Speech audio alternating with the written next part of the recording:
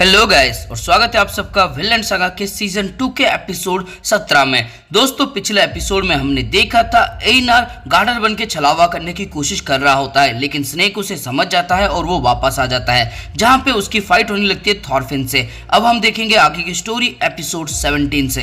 Episode की शुरुआत में स्नेक का तलवार लगने वाला होता है थॉरफिन को, लेकिन थॉरफिन इसे डॉज करता है और इसके बाद स्नेक लगातार एक के बाद एक अटैक करने लगता है थॉरफिन के ऊपर। थॉरफिन इन सब से डॉज करता है और सोचने लगता है कि ये बहुत ज्यादा तेज है, जितने लोगों से मैं लड़ चुका हूँ इन सब में से ये तेज है। इसके बाद थॉरफिन एक राउंड किक मारता है जिससे स्नेक बच जाता है, लेकिन तभी थॉरफिन एक और राउंड किक मारता है जो जाके सीधा स्नेक के मुंह पे लगता है।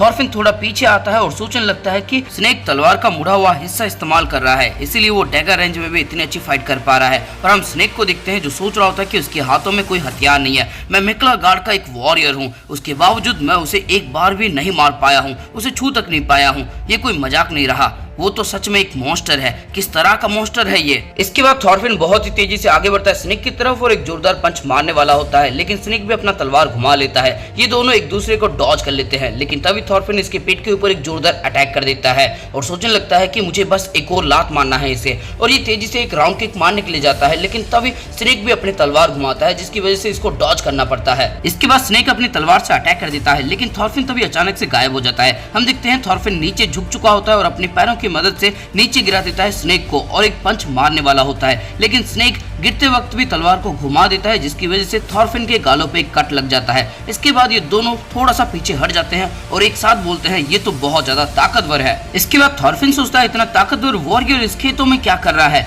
और तब स्नेक सोचने लगता है कि इतना ताकतवर इंसान स्लेव कैसे बन गया। खैर कोई नहीं, फिलहाल के लिए मुझे उससे लड़ना नहीं है, उससे ज्यादा कुछ इंपॉर्टेंट है। इसके बाद स्नेक बार बार लगातार थॉरफिन के ऊपर अपनी तलवार से अटैक किए जा रहा होता है। थॉरफिन उसे बड़ी अच्छी तरह से डॉज कर रहा होता है और थॉरफिन समझ जाता है कि ये पहले से काफी ज्यादा तेजी से अटैक कर रहा है। इसके बाद अचानक से एक लात मार देता है स्नेक थॉरफिन के ऊपर, जिसकी वजह से थॉरफिन का बैलेंस बिगड़ जाता है और ये तलवार से उसके ऊपर अटैक करने वाला होता है, लेकिन तभी थॉरफिन वहां से जंप मार के हट जाता है। इसके बाद थॉरफिन स्नेक का प्लान समझ जाता है। स्नेक पहुंच चुका होता है गार्डर के बहुत ही ज्यादा करीब और वो बहुत ज्यादा थका हुआ होता है। तभी स्नेक गार्डर की तरफ देखने लगता है और तभी थॉरफिन कुछ कहने वाला होता है, लेकिन तभी अचानक से चिल्लाने लगती है ऑन हिट और बोलती है ऐसा मत करो, गार्डर को मत मारो, स्नेक गार्डर को मत मारो, उसे छोड़ दो।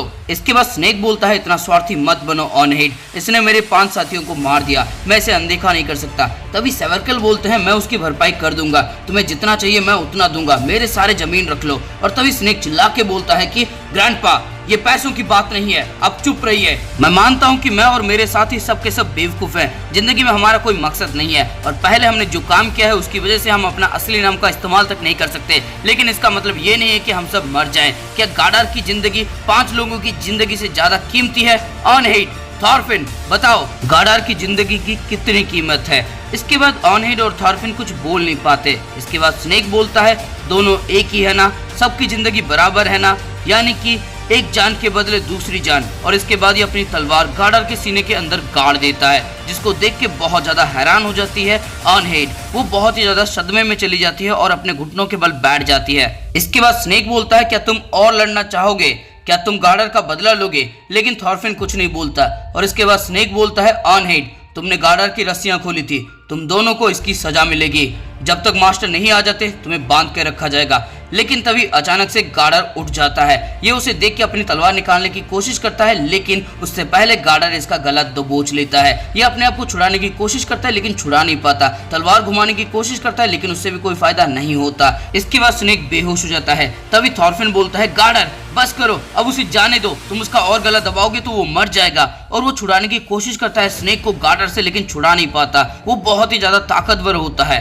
इसके बाद ऑन हिट बोलती है गार्डर चलो घर चलते हैं। इसके बाद गार्डर को कुछ अजीब फील होने लगता है, उसे ऐसा लगता है कि जैसे ये स्वर्ग के रास्ते में हो। इसके बाद ऑन हिट बोलती है कि अब हमारे रास्ते में कोई नहीं है, जाल्टी हमारा इंतजार कर रहा है। जाल्टी का नाम सुनते ही गार्डर को होश आ जाता है, वो स्नेक को छोड़ देता है और बोलता है जाल्टी जाल्टी कहाँ पे है?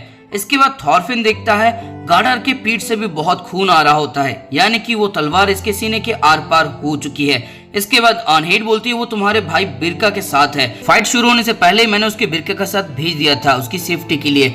इसके बाद गार्डर बोलता है मेरे भाई ने मेरे लिए बहुत कुछ किया है, जब मैं जाल्टी से मिलने के लिए जाऊंगा तब मैं उसका शुक्रिया अदा करने के लिए उसके लिए एक बढ़िया सा गिफ्ट लेके जाऊंगा। आखिर गार्डर थॉरफिन से बोलता है कि ये तुम्हारी घोड़ा गाड़ी है, मैं इसे लेना चाहता हूँ। इसके बाद सेवर्कल बोलते हैं ये मेरा है, तुम इसे रख सकते हो गार्डर। इसके बाद गार्डर वहीं पे नीचे बैठ जाता है। इसके बाद गार्डर बोलता है ओल्ड मैन तुम्हारा नाम क्या है, और सेवर्कल बोलते हैं मेरा नाम सेवर्कल है, अब तुम घर जाओ गार्डर। इसके बाद गार्डर बोलता है मिस्टर सेवर्कल आपका बहुत बहुत शुक्रिया। अनहेड थॉरफिन की तरफ देखती है और बोलती है थॉरफिन एनर तुम दोनों का बहुत बहुत शुक्रिया, मैं कभी भी ठीक से तुम्हारा शुक्रिया अदा नहीं कर पाऊंगी। इसके बाद थॉरफिन बोलता है सब कुछ बेकार है गार्डर का पहले से ही।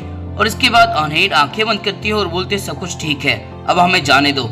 इसके बाद हम देखते हैं घोड़ा गाड़ी की मदद से ये दोनों यहाँ से जा रहे होते हैं। इसके बाद हम देखते हैं गार्डर को जो हेलुसिनेट कर रहा होता है, उसे ऐसा लगता है कि जैसे वो स्वर्ग के रास्ते में चल रहा हो, और हम देखते हैं कि ये अकेला होता है। इसको अचानक से सर्दी लगने लगती है, इसका दिल ठंडा पड़ने लगता है। इसके बाद ये बहुत सारे स्लेव को देखता है जो लाइन में खड़े हुए होते हैं, और ये सोचता है कि ये कितनी बुरी बात है, ये कितने बदकिस्मत लोग हैं, भगवान ने भी इन्हें नहीं अपनाया। इसके बाद ये दो बंदों को देखता है जो रो रहे होते हैं, और हम देखते हैं ये दोनों बंदे कोई और नहीं गार्डर होता है। इसके बाद गार्डर रियल टाइम में आ जाता है। इसके बाद गार्डर एक फ्लैशबैक में जाता है जहाँ पे ये छोटा जाल्टी को देखता है। ये छोटा जाल्टी का हाथ पकड़ लेता है और बोलता है जाल्टी सन ऑफ गार्डर तुम मेरे नए गर्व हो, तुम्हारे लिए मैं लड़ूंगा, तुम्हारे लिए मैं गौरव लाऊंगा ताकि तुम्हें गर्व महसूस हो, तुम्हारे लिए मैं दौलत लाऊंगा ताकि तुम उसका इस्तेमाल कर सको।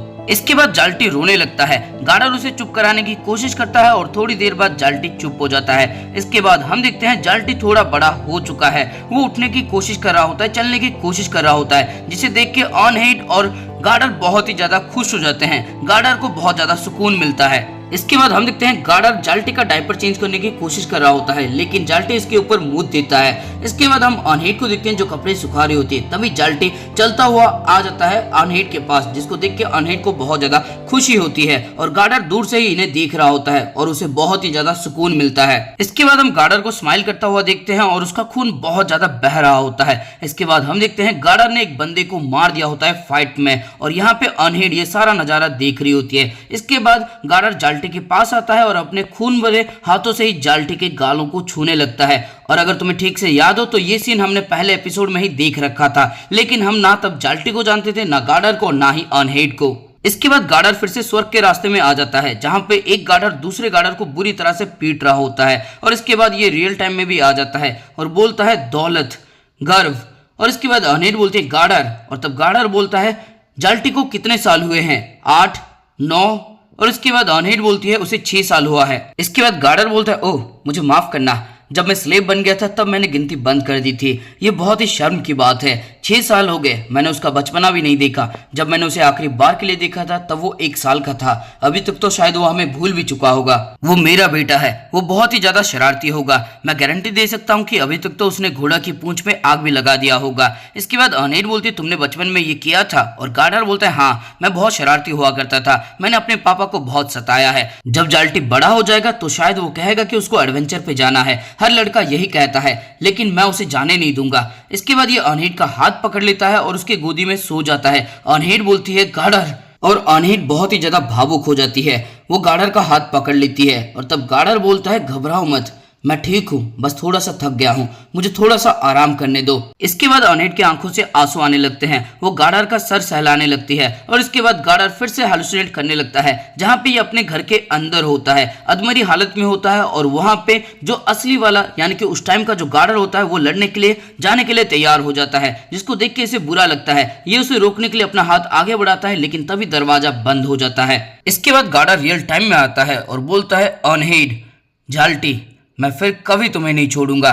इसके बाद अनहेड की आंखों से आंसू आने लगते हैं और ये आंसू गार्डर के ऊपर गिरने लगते हैं, और यहाँ पे एक बढ़िया ट्रांजिशन दिखाया जाता है, जहाँ पे हम देखते हैं घोड़ा गाड़ी के ऊपर गार्डर सो रहा होता है। तभी बहुत ज्यादा बारिश होने लगती है। गार्डर बारिश को एंजॉय करता है और हरी भरी खेतों के अंदर से तेजी से आगे बढ़ने लगता है अपनी घोड़ा गाड़ी की मदद से। वो कुछ घरों के पास रुक जाता है और खुशी खुशी बहुत ही तेजी से आगे बढ़ने लगता है। वो देखता है उसका बेटा जाल्टी झूला झूल रहा होता है। ये जाल्टी के पास जाने लगता है। जाल्टी जैसे ही अपने पापा को देखता है वो बहुत ही ज्यादा खुश हो जाता है और आके अपने पापा को गले लगा लेता है। इसके बाद गार्डर रियल टाइम में आता है और बोलता है मैं घर आ गया।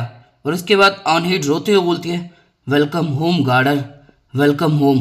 और हम देखते हैं अनहेड ने गले लगा लिया होता है गार्डर को और गार्डर यहीं पे अपनी आखिरी सांसें ले लेता है और तभी यहाँ पे स्नेक के 4-5 बंदे भी आ जाते हैं। और दोस्तों इसी के साथ ये दुख भरी एपिसोड यहीं पे खत्म हो जाती है।